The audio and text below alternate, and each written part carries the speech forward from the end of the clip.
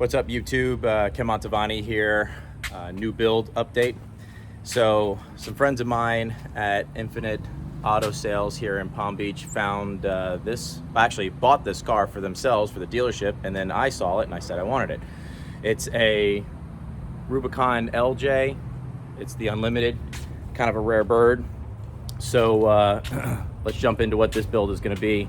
I'm going to do a kind of a full cage on it, a little exoskeleton cage. It's the cheap one that you find on Amazon. It's like 500 bucks or something like that. We're going to do a winch on the front. We're going to do some rock sliders, bigger wheels and tires, and 2.5 inch spacers, I think, on the springs. And winch, fog lights. I don't know, maybe something else, but fortunately, it already came with these nice bumpers on it, and on the rear bumper. But anyways, let's jump into it. This video is going to be about putting the roll cage on the exoskeleton roll cage on it, which is basically just for holding up, carrying stuff on your roof and so forth. But here it is right here. Unfortunately, the box a little mangled up, but here are all the parts. Let's hope all the parts are actually inside the box. We'll find out. I'm gonna lay it all out, but the instructions look pretty simple. I think I could do it all just not having to take anything off or apart on the Jeep. Well, actually, just the door bolts. But anyways, let's jump into it. So here are the instructions. Basically, we just start by removing the bolts for the door hinges, and then it looks like just mount the first bracket there, and then go in the rear and start removing some bolts back there, and then bolts in the bracket that comes up. I don't have an overall picture of what this is supposed to look like, unfortunately, but we'll just kind of give you an idea. It's going to mount in these two spots here, and then the cage is going to come up on the outside and then drop back down and then connect underneath the frame underneath there. And then it's got some pieces that, roof racks that connect over to the other side. So it's just a big U that comes up and over and down, and then pieces connect to the other side. So the recommendation is to remove the door. And of course, no build goes without some surprises. These doors had wonderful little locks on them to keep me from removing the door. It's got some little special keyway, of course, that was not inside the Jeep. This was bought at an auction, so not everything comes with it. It does have wheel locks. Fortunately, those were inside the Jeep.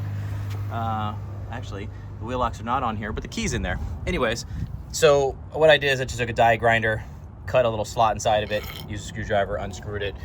Easy peasy lemon squeezy. Now, what I'm supposed to do is, I believe the instructions say something about removing these two and these two.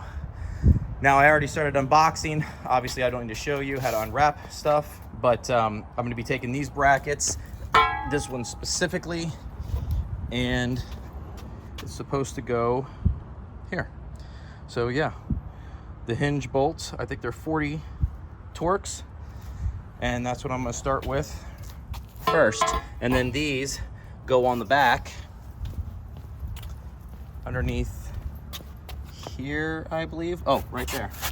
Look at that. So it goes right to those bolts underneath there, the bumper bolts, and then that comes up and goes up and over and connects.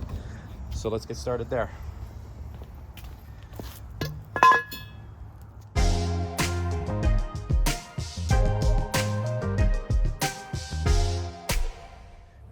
All right, so real quick, remove that bolt, those two bolts, and these two bolts down here. This one apparently is set up so that you could, I guess, adjust the door. It does have a backing plate on it. So when you go to unscrew it, it's obviously the backing plate's gonna fall off. It's all meant to move and shift, I'm sure, to get the door in place. I was using Impact, but these were a little harder. Probably maybe, oh yeah, you can see some Loctite on it. So I just used a little better wrench to break it loose, and then took them off. But now I'm gonna put the brackets on there and see how it all works.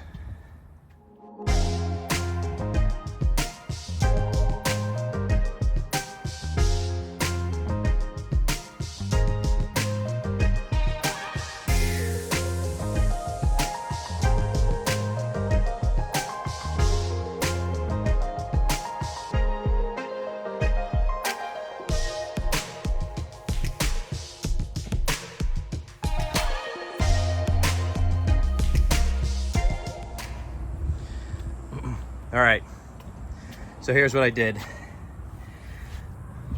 I went ahead and, well, it comes with foam backing to protect the paint.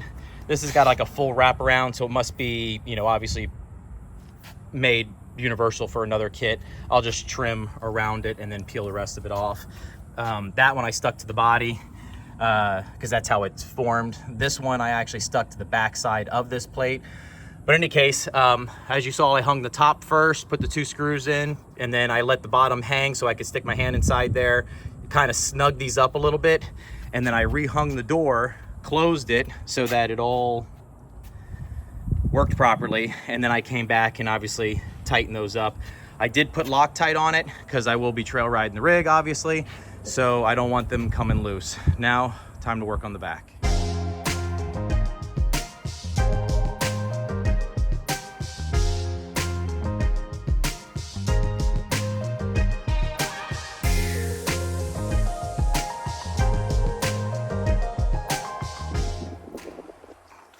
All right, to give you an idea what I did is underneath here is 2 bolts that hold the bumper on. You can't barely see, but anyways, back there. Well, let's just give you an example from the other side. It's not done yet. So there's 2 bolts right there. Just undo those 2 bolts. This bracket fits right over the bolts. Now, it did say to leave this snug, or just snug it up and leave it a little loose. So I did, because I'm assuming that once you put the bar over the top, you might have to make a little bit of adjustments. Now the bolts that were, now this is an aftermarket bumper. The bolts that were on there were the same size as the hardware that they gave me right here, but it's still too short to go through. I think probably because the aftermarket bumper is a little thicker.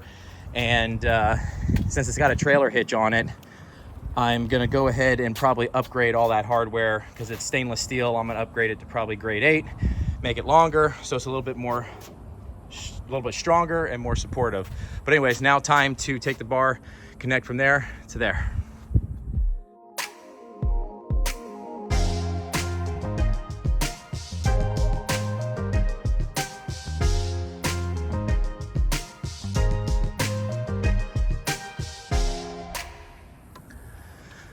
Okay, you probably saw me do it, hopefully with time lapse. So there's this bar, the upright bar, this curved one. There is a left and a right. The left side will mount in and kind of curve into the body. So that's how you know where that one's supposed to go. And then I was actually just looking at the pictures and assuming there's not a left and a right on this upper bar, but there is a front and a back, from what it kind of looked like, because it appears that these bolts need to be outboard. So anyways, I dropped this lower in, or dropped the rear upright in, and then put the top crossbar in. Unfortunately, the bolt holes didn't line up perfectly with this crinkle coating. It does make it a little tough to kind of twist around and maneuver. So you probably saw I took a screwdriver, shoved it in there, pried it, lined that up, and then I came down and did the same thing here, lined that one up, and then that one fortunately was good. Right now it sticks out a little far from the body, but fortunately I left the bolts loose, so I could just push that in a little bit, tighten up the bolts. But again, I'm not gonna do all that until I finish doing the other side. That way when I put the crossover bars, I'm sure that's gonna probably dictate how that's gonna line up. But so far, looking good. Now that the other side's done, as you can see, I did the same exact steps from the other side to this side. Now the plan is to put the bars that cross over from one side to the other. So I laid them out, and well, apparently one is longer, and I believe it's supposed to be. The instructions do denote that to install longer bar, and then, but it says 2 long bars in the rear holes, and then the shorter ones towards the front. Unfortunately, I only have 1 long bar. We'll see how that goes. And it looks a little crooked too, so I'm gonna assume there's a way to orientate it. Anyways, but they included these foam pads that stick underneath so that they go in between this and the top rack. and I guess to keep water from building up inside there, and then they rusting together. But all right, let me start this process. All right, a few noteworthy details is these bolts right here, they are sized differently. The short ones appear to go through this bar, and then the long ones are designed to go through here to hold on the crossbars. But I did run into a problem. If you notice, this bar is curved nice with the body line. This bar is not curved nice with the body line at all. So I'm gonna just do a little finagling and see if it'll work, because if you see that, the crossbar, you know, like the luggage rack, does not exactly line up. You can see how it's a big gap off. So I'm gonna try to finagle this and see what happens.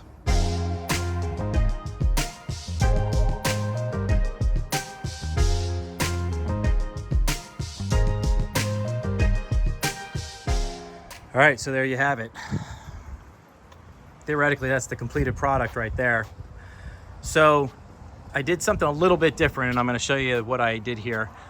This is how they show it should be installed.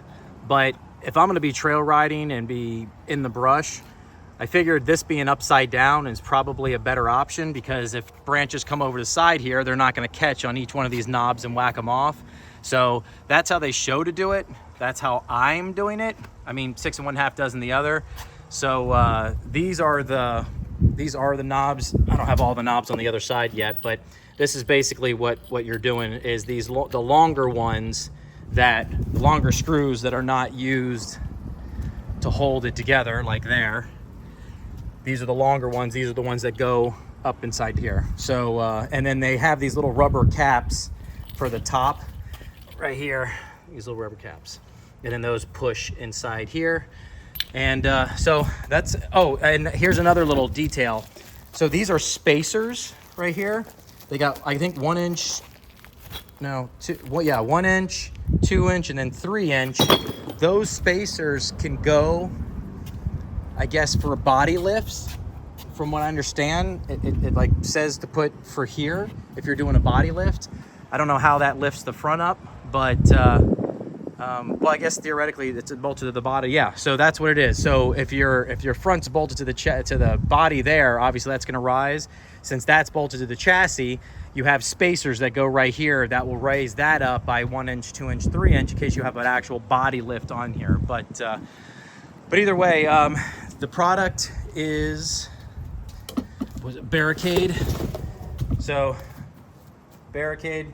I think Turn 5 Industries or something like that is the people who sell it, and I would recommend buying it direct from them, not off Amazon. I do that issue on the other side that I showed you before. I do have that issue still. I had to call customer service, and Amazon is not easy to deal with. So I would say go right to the distributor of the product. But anyways, there it is, all done. So as you can see here, you must drill a hole on the very bottom because somehow the tube is filling with water, I guess through the bolt holes up there. So this fills up with a lot of water. Drill a little hole on the bottom and hopefully you should be okay.